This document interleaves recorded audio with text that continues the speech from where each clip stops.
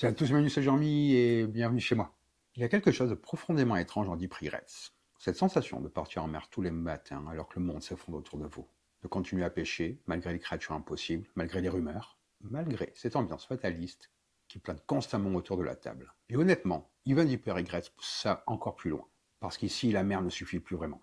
Le mal semble remonter dans la rivière, jusque dans les lochs, même jusque dans les terres. Et pendant toute la partie, on a vraiment l'impression que l'univers du jeu devient de plus en plus instable, de plus en plus contaminé, pendant que malgré tout, les joueurs essaient de continuer leur journée de pêche, comme si tout était normal. Et c'est ça que je trouve assez fort avec cette extension. Elle ne cherche pas juste à ajouter plus de cartes, plus de contenu, elle vient surtout élargir l'expérience du jeu de base. Et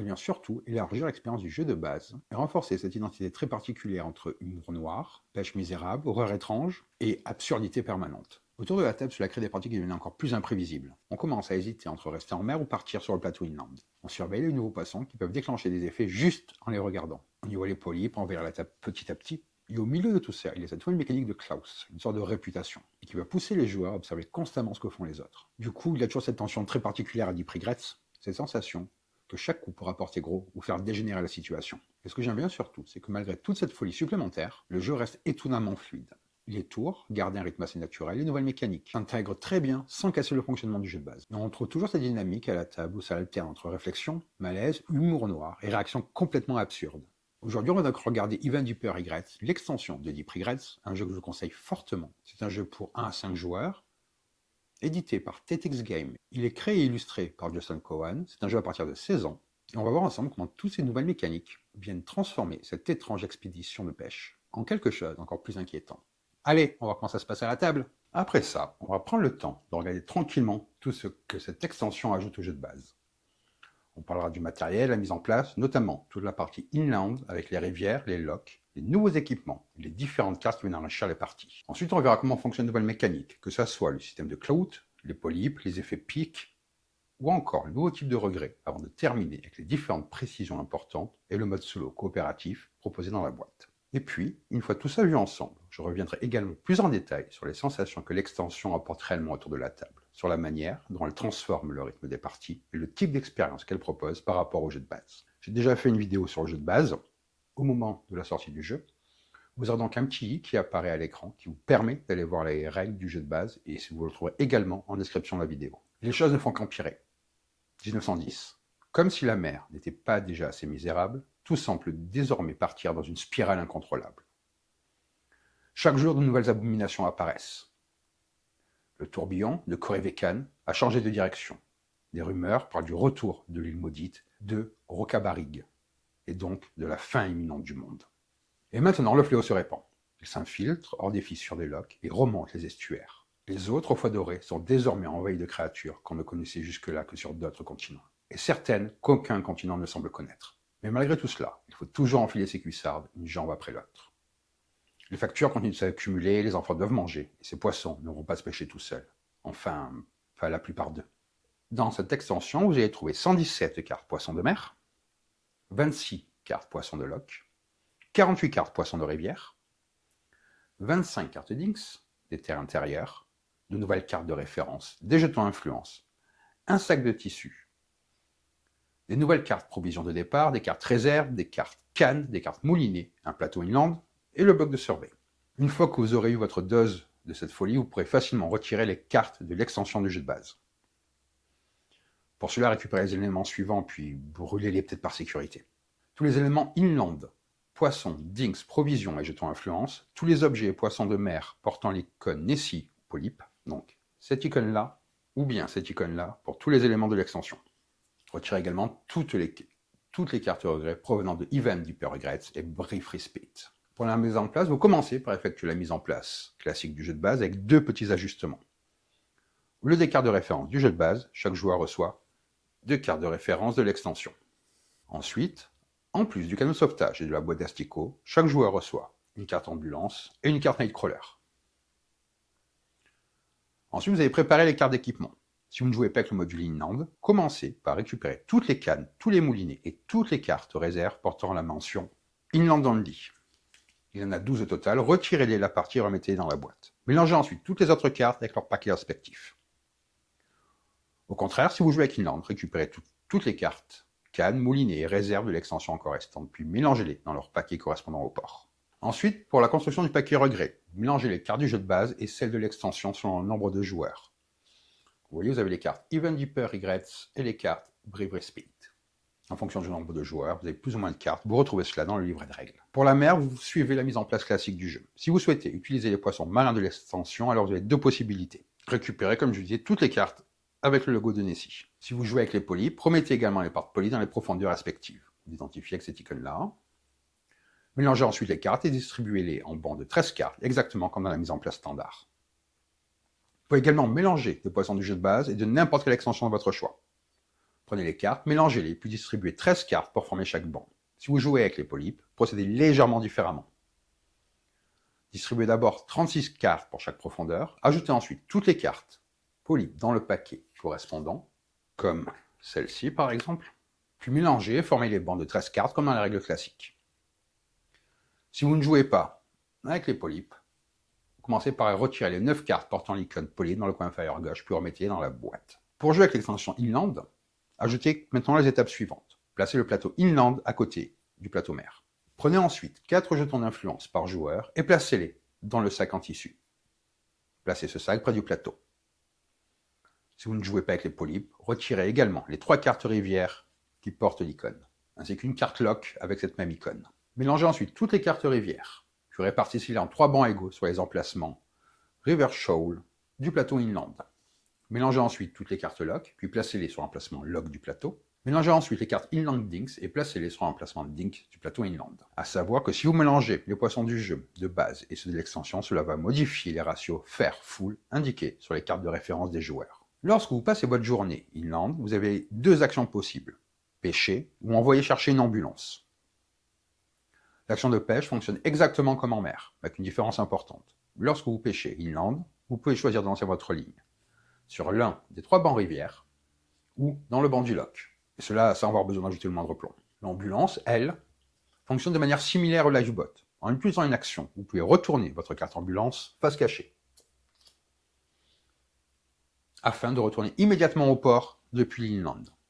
À la fin de la partie, une ambulance utilisée ajoute 10 points à votre valeur totale de regret.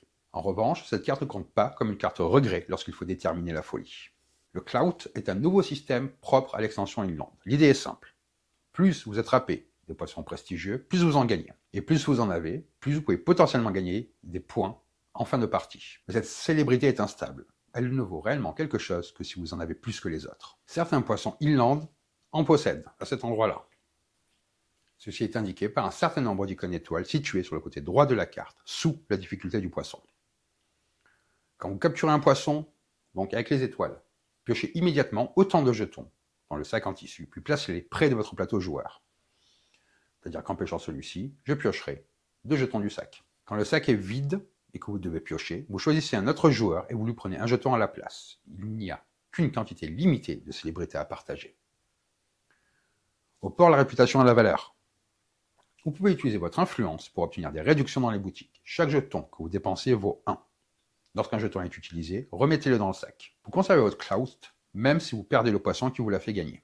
En revanche, si vous dépensez du clout au port, ou qu'un effet vous obligeant à défausser, les jetons concernés retournent bien entendu dans le sac. À la fin de la partie, le joueur qui en a le plus gagne 10 points supplémentaires. Le joueur ayant le deuxième total le plus élevé gagne 5 points supplémentaires. En cas d'égalité, tous les joueurs concernés obtiennent l'intégralité des points correspondants. Tous les autres joueurs ne gagnent aucun point grâce à cela. Un joueur doit posséder au moins un jeton pour pouvoir prétendre à sa récompense. Un joueur avec 0 gagne automatiquement 0 points. Tous les joueurs commencent toujours la partie en mer. Comme dans le jeu de base, la phase de déclaration est ignorée lors du premier tour de jeu. Lors des autres phases de déclaration, les joueurs peuvent désormais choisir entre la mer, le port ou l'Inland. Lorsqu'un joueur doit piocher un Dinks, il doit prendre dans la zone correspondant à l'endroit où il se trouve actuellement. Mer s'il est en mer, Inland s'il se trouve en Inland. S'il est au port, il peut choisir de piocher un Dink depuis l'une ou l'autre de ces zones. Comme indiqué sur chaque carte, les Nightcrawlers et l'ambulance ne peuvent être utilisés que en Inland, les Lifeboats que en mer, les Can of Worms peuvent être utilisés dans les 2 zones. Si vous décidez de jouer avec les polypes, assurez-vous d'utiliser les 9 polypes de mer ainsi que les 4 d'Island si vous jouez avec l'extension Inland, en respectant la mise en place que je vous ai indiquée. Lorsqu'un polype est capturé, il est toujours placé face visible devant le joueur qui l'a attrapé. À partir du moment où un polype est capturé et exposé de cette manière, il est considéré comme étant en jeu. Les effets qui ne précisent pas en main peuvent donc vous obliger à défausser des polypes non montés. En revanche, un polype révélé, mais qui n'a pas encore été capturé, n'est pas considéré comme étant en jeu. Les polypes peuvent être montés exactement comme les autres poissons. Un polype monté reste tout de même considéré comme étant en jeu. La valeur d'un polype est égale au nombre total de polypes actuellement en jeu, qu'ils soient simplement capturés ou montés. Certains polypes possèdent cependant des règles qui vont modifier cette valeur. Lorsque vous devez vendre ou compter les points d'un polype, procédez toujours dans cet ordre. Comptez tous les polypes en jeu. Appliquez ensuite les éventuelles règles spécifiques de la carte, puis appliquez les modificateurs liés à la folie et au montage. Pour intégrer les nouveaux types de cartes regrets, vous avez, comme je vous disais, le tableau dans le livret de règles. Le Even Deeper Regrets, ces cartes fonctionnent exactement comme les cartes regrets du jeu de base. Elles sont simplement vraiment pires.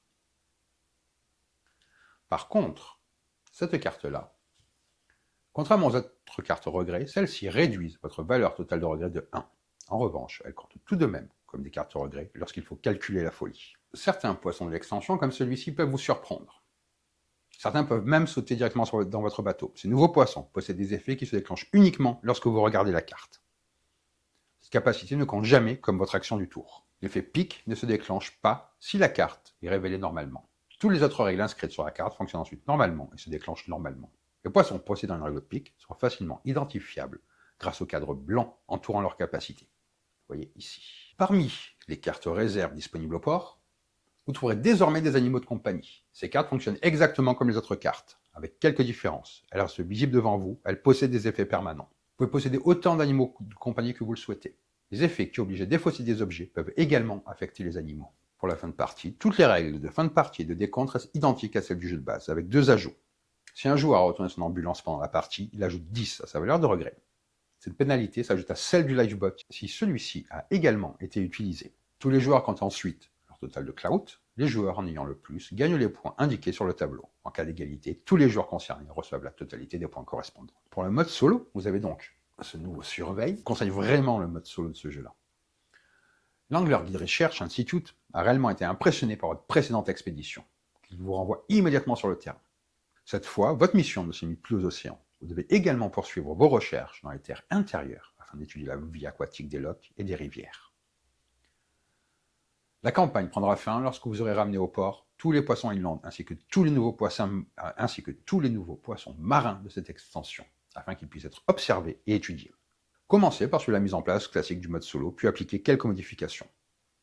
Utilisez uniquement les poissons marins et inland de cette extension. Retirez ensuite des cartes comme Globus, Saurosyphone, Aspidicodon et d'autres que vous retrouvez dans le livret de règles. Mettez ensuite le plateau inland en suivant les règles de mise en place que je vous ai expliquées. Mélangez les 7 nouvelles cartes regrets dans le paquet regrets.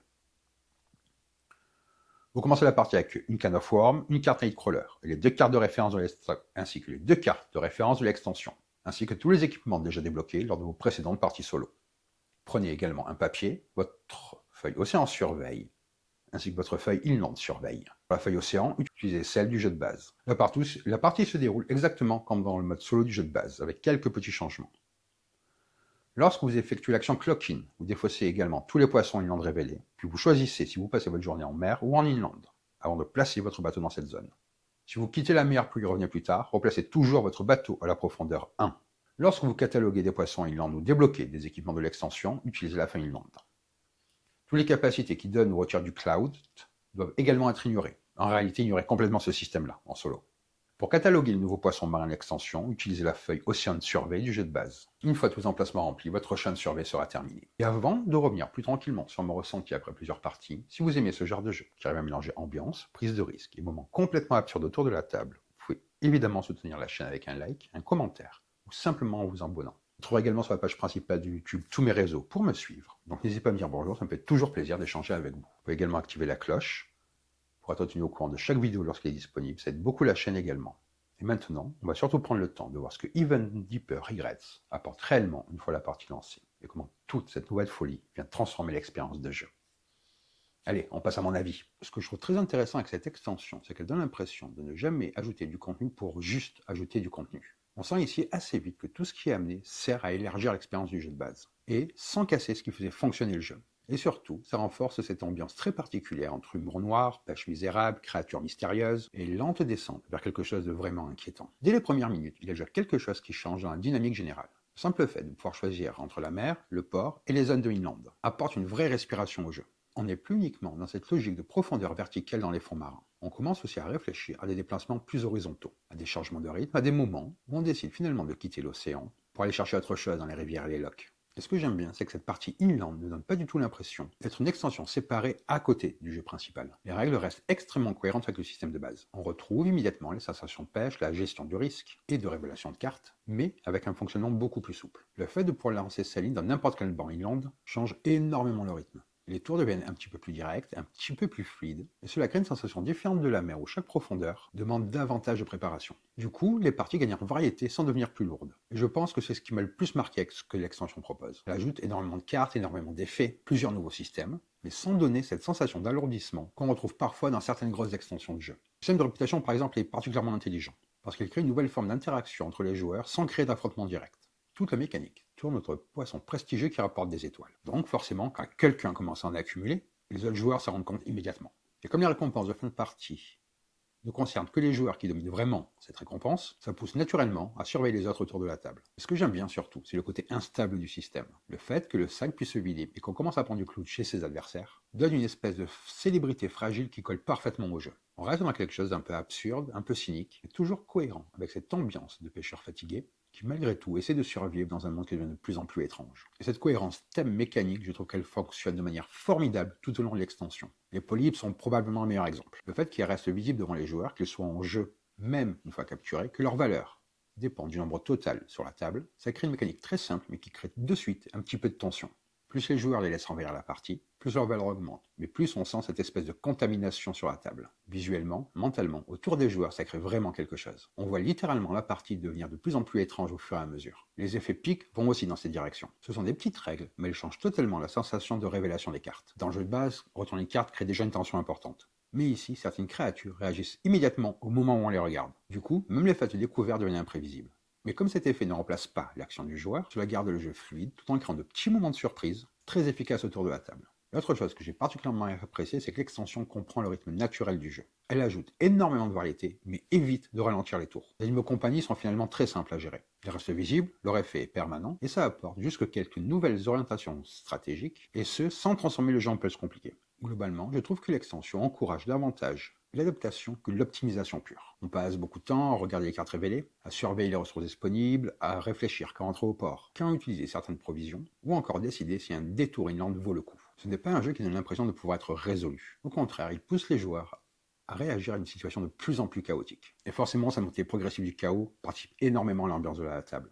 Le jeu reste drôle, mais toujours d'une manière très particulière. Ce mélange entre absurdité, fatigue, horreur maritime et humour noir spécifique à cet univers. Même certaines formulations de règles gardent cette identité très sèche et très ironique. Je vous invite vraiment à les lire, et honnêtement, ça aide énormément à rendre l'ensemble assez mémorable autour de la table. En termes d'accessibilité, je pense que ça s'adresse tout de même à des joueurs qui connaissent déjà bien le jeu de base. Les règles restent claires, mais il y a plein de petits systèmes qui viennent s'entrecroiser. Les pics, les polypes, les nouvelles cartes grées, les animaux, le plateau inland. Donc pour une découverte du jeu, je pense que vous commencez par le jeu de base, puis intégrer au fur et à mesure l'extension. Et pour des joueurs qui aiment le système de base, je trouve que cette extension apporte vraiment ce qu'on attend d'un gros contenu additionnel. Davantage de variété, de situations imprévisibles, davantage d'histoires absurdes autour de la table sans dénaturer le jeu. Quant à la rejouabilité, elle devient énorme. Entre les différents mélanges de poissons possibles, l'ajout des polypes, les nouvelles zones, les nouveaux équipements, les nouveaux regrets et les effets spécifiques de certaines créatures, on sent que les parties peuvent partir dans énormément de directions. Au final, ce que je retiens surtout, c'est que cette extension a réussi à approfondir l'univers du jeu, et ce, sans perdre sa personnalité. Elle rend le monde encore plus étrange, plus dangereux, mais aussi plus vivant. Et elle continue à produire cette sensation assez unique de partir en pêche dans un univers qui semble littéralement se désagréger autour des joueurs, pendant qu'eux essaient simplement de payer leurs factures et de survivre une journée de plus. Et honnêtement, je trouve que cette identité-là fonctionne toujours aussi bien. Voilà pour cette